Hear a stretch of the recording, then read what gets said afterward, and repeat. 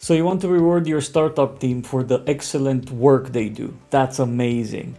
But what are your options? Bonuses, salary increases, giving them equity, or how about share options? Is that the right approach for you?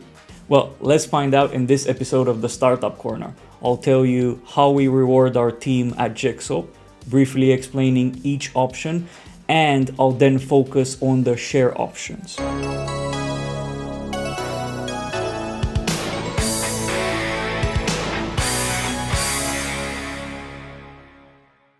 Both Nikki and I are passionate about this topic, so I'll start by saying you don't need to stick to only one approach. We often apply many of these rewards. We're happy to do it because we believe that none of our successes would be possible without the team. Simple. Tens of thousands of monthly dollars revenue, hundreds of new customers every month, etc.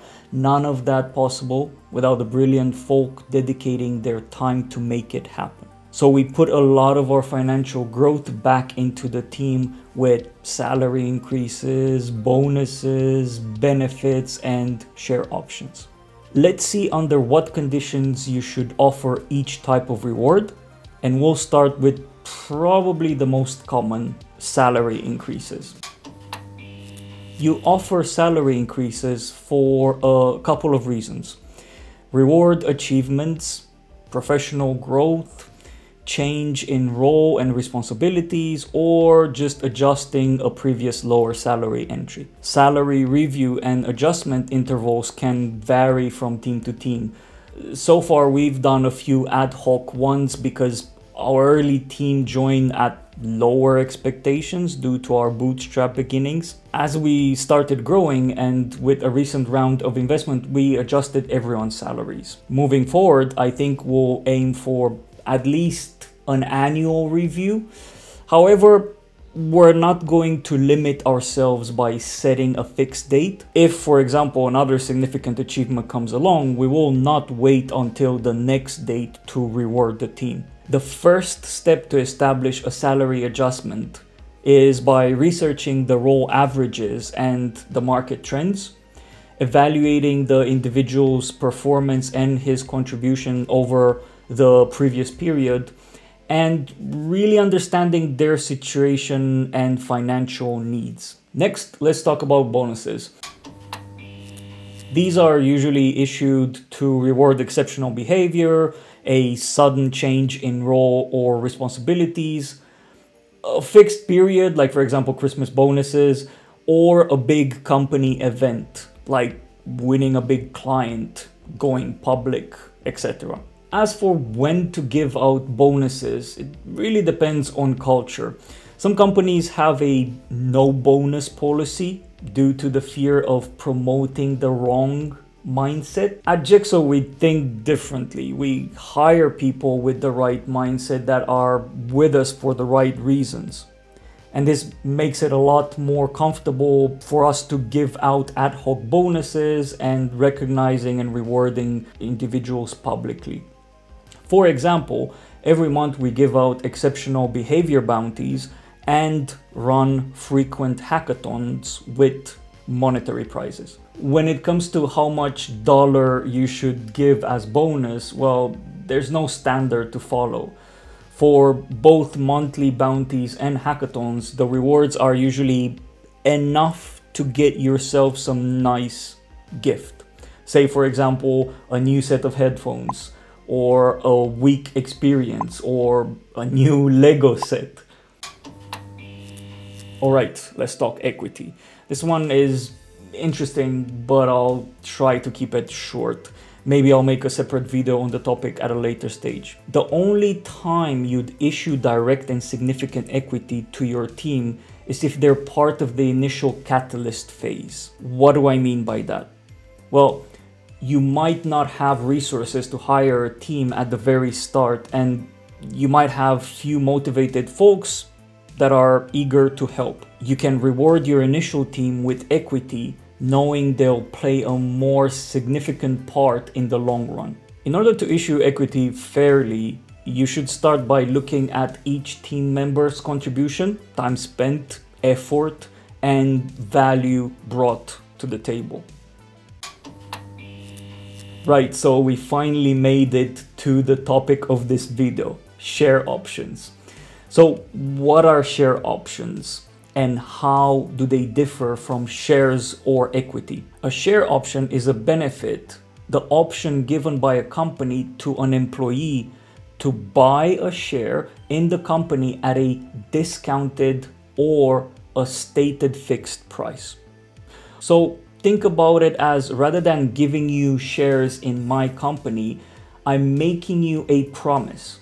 It is a legally binding commitment that I will provide you a fixed number of shares to buy at a discounted price and sell for profit at a specific point. This specific point could be a time bound, but most commonly it is bound to an exit event. For example, when the company goes public or gets sold. Essential point: do not create a share option scheme if you don't believe you'll sell or go public. It is entirely okay and normal for you to grow over 100 plus years of a lucrative business as a private entity.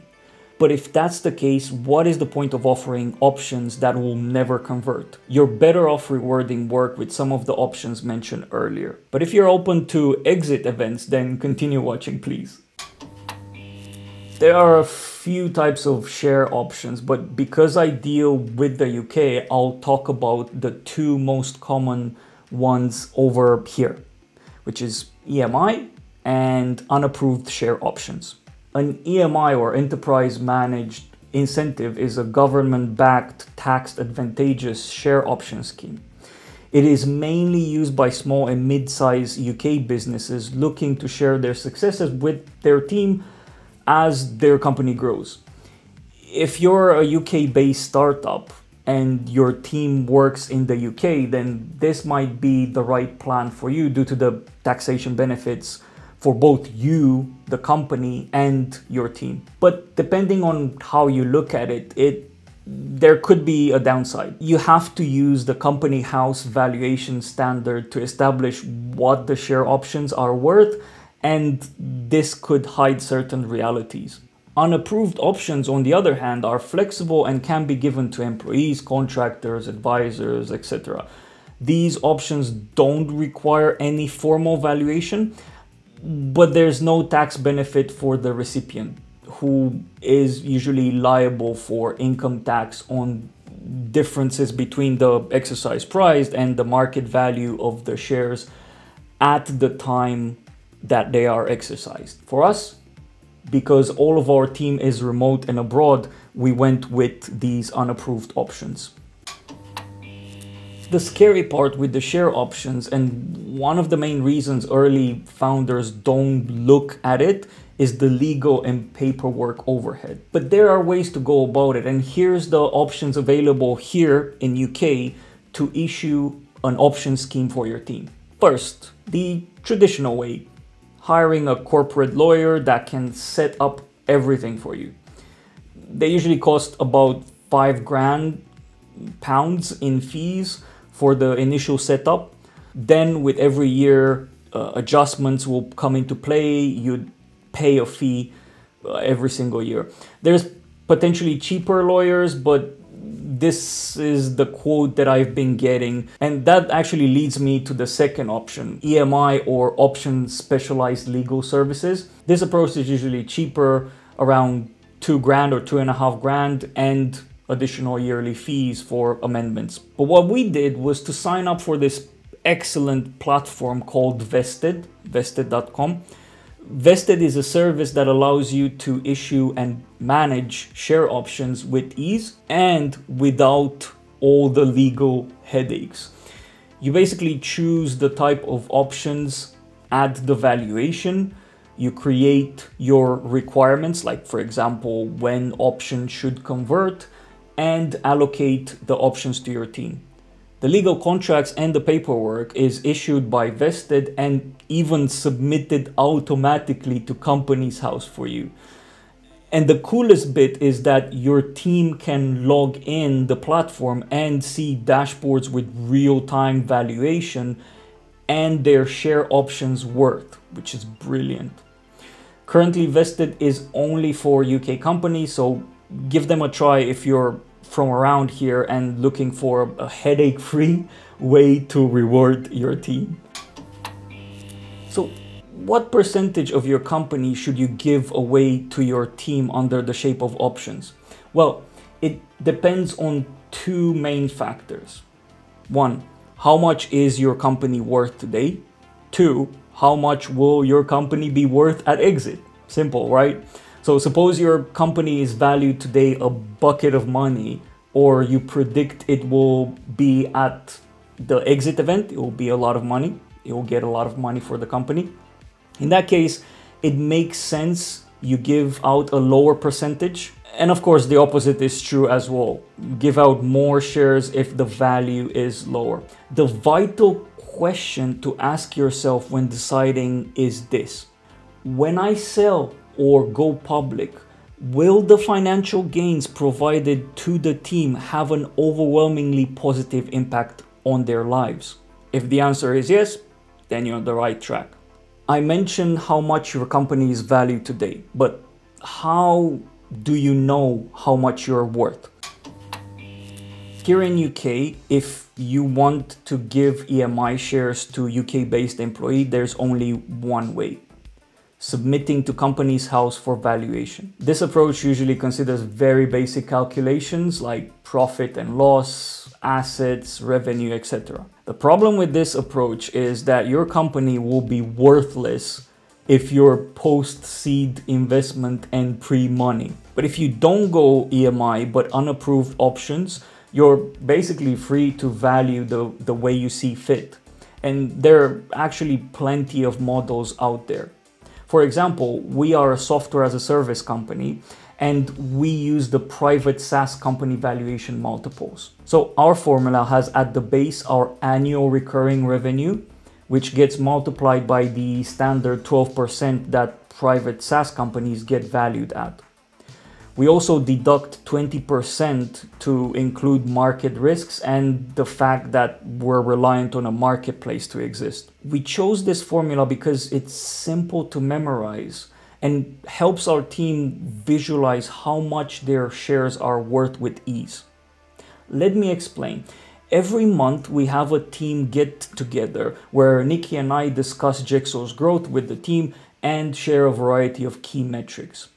One of these metrics is the MRR, monthly recurring revenue.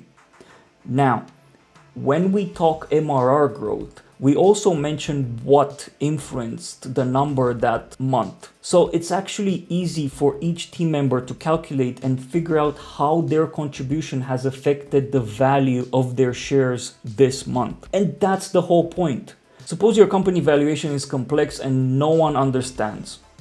In that case, people cannot get behind it or figure out how their contribution affects the final number. Want motivated teams that feel empowered? Show them exactly how their work impacts the bottom line. So now you're all enlightened and ready to issue some proper share options. But how much does each team member get? You can set up rules case by case. There are two popular approaches and a third that I'm going to make popular with this video because it's what we use. If you brought your team at a lower salary range due to being bootstrapped, then share options are an excellent way to level things up. Look up the standard or high-end salary for each role and give each team member options that reflect the difference between their current salary and the industry standard. The 1 year difference, that is. The second recommendation is that you give them a percentage of their yearly salary in options. With this approach, you usually give out 50 to 90% of the yearly salary to medium level staff and 25 to 50% to junior staff members. We actually use a different approach. We value tenure above seniority because it shows dedication and we want folks to be with us for the long run. So the longer you're with us, the more rewarded you will be. Seniority is a factor as well, but predominantly we look at tenure. So that's about it. I have now shared all of our secret, not so secret sauce on rewarding teams. I'm eager to hear from you, so if you have any thoughts on this topic or you want to ask me any questions about share options, comment below. You can also reach me and message me on LinkedIn and I'll do my best to help you. Remember to subscribe and I'll see you in the next episode of the Startup Corner.